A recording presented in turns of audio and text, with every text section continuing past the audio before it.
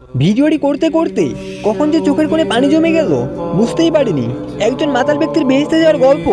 ভারতবর্ষের একটা দরিদ্র ছেলে রাতের বেলা কোরআন পড়ছিল। হঠাৎ তেল শেষ হয়ে বাতিটা নিভে যাওয়ায় ছেলেটি মনের দুঃখে কাঁদতে লাগলো আর বলতে লাগলো, হে আল্লাহ, আমি এত গরিব করে কেন দুনিয়ায় পাঠালে? তেল কিনে কোরআন পাঠ করার সামর্থ্য যে আমার নাই। ছেলেটির বাসার সামনে রাস্তা দিয়ে একজন মদখোর লোক যাচ্ছিল। যাওয়ার সময় তখন ওই ছেলেটির কান্না শুনে মদখোর লোকটি তার দরজায় ঘা মারল। ছেলেটি দরজা খোলার পর তাকে জিজ্ঞাসা করলেন, তুমি কাঁদছো কেন? অতঃপর দরিদ্র ছেলেটি বলল, আমি এতই গরিব যে তেল কিনে কোরআন তেলাওয়াত করতে পারছি না।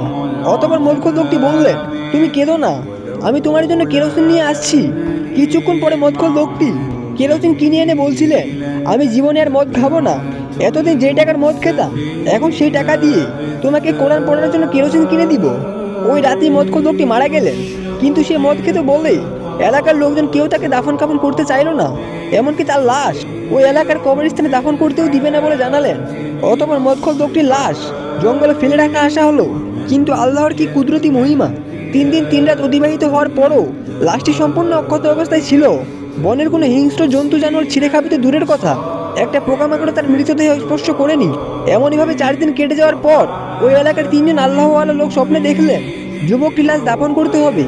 পরের দিন তারা 3 জন মিলিত হয়ে লাশটি জঙ্গল থেকে তুলে এনে গোসল করিয়ে কাফন পরিয়ে জানাজার আয়োজন করলেন।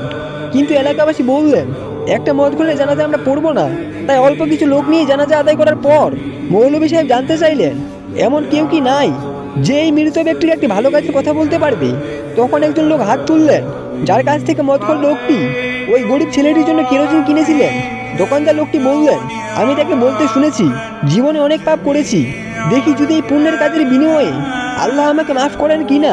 তখন জানা যায় একেবারে পিছন থেকে একটা ছেলের কান্নার আওয়াজ পাওয়া গেল। এই ছেলেটি হলো সেই কোরআন পাঠ করা ছেলেটি।